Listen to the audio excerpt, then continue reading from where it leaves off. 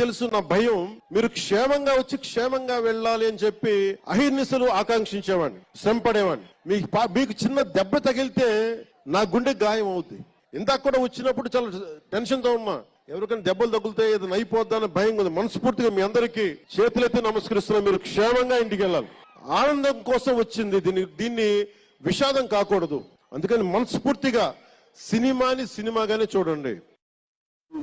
చేశాక ఎవరో ఇద్దరు రిటర్న్ వెళ్ళేటప్పుడు ఎక్స్పైర్ అయ్యారని ఇప్పుడే చెప్తున్నారు.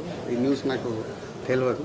వారి ఆత్మకు శాంతి చేకూరాలని, అలాగే ఆ రెండు ఫ్యామిలీలకి నేను సపోర్ట్గా ఉంటూ వాళ్ళకు ఫైనాన్షియల్గా కూడా నేను పంపించి ఒక 5 lakhs ఇమ్మీడియట్లీ పంపిస్తాను.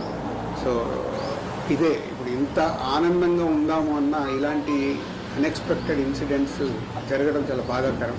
తప్పకుండా ఫ్యామిలీస్కి నేను నిలబడతాను. 10 lakhs అండి. అలా ప్రభుత్వం నుంచి కూడా రామ్ చరణ్ గారు దానికి వైసీపీలో ఎవరో ఒకరు దీని విషయంలో పవన్ కళ్యాణ్ గారిని అరెస్ట్ చేయాలని చెప్పని ఎవరో ట్వీట్ చేయడం, ఎవరో మాట్లాడిందో జరిగింది. ఆ రోడ్డు వేయినందుకు ముందు వాళ్ళని అరెస్ట్ చేయాలి. జగన్మోహన్ రెడ్డి గారిని ఆ మాట్లాడిన వాళ్ళందరినీ అరెస్ట్ చేయాలి. ముందు ఆ రోడ్డు వాళ్ళదే కదా సమస్య. మరి వాళ్ళని అరెస్ట్ చేస్తే సరిపోయింది. వాళ్ళని అరెస్ట్ చేయలేదని వాళ్ళేది మమ్మల్ని అరెస్ట్ చేస్తారా లేదా అని చెప్పి నువ్వు ఊరక గిలుతుంటారు అనమాట. ఆయన పాపం అంత స్వయంగా జాగ్రత్తగా వెళ్ళండి, మీ శ్రేయస్సే నాకు ముఖ్యం, నేను బాధపడుతుంటానని చెప్పిన ఆయన ఎంత బాధపడుతుంటాడు సంఘటన జరిగిన తర్వాత. అది వాళ్ళకి అర్థం చేసుకోరు. ఏంటంటే ఏదో ఒకటి ఆ రోజంటే అది అల్లు అర్జున్, ఇక్కడ రేవంత్ రెడ్డి గారి విషయం అది వేరు, అక్కడ సబ్జెక్ట్ అది వేరు. Satish sir, good evening sir. Good evening Satish. ఏంటి మొత్తానికి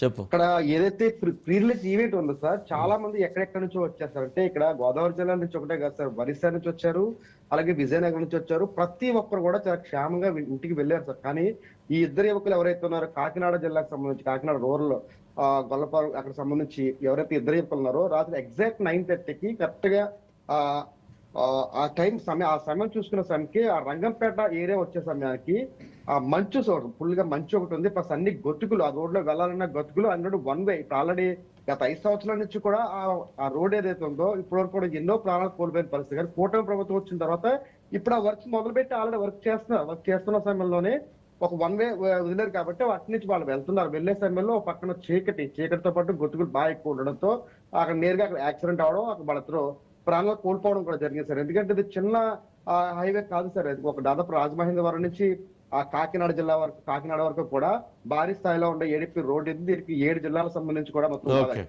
నియోజకవర్గాలకు సంబంధించి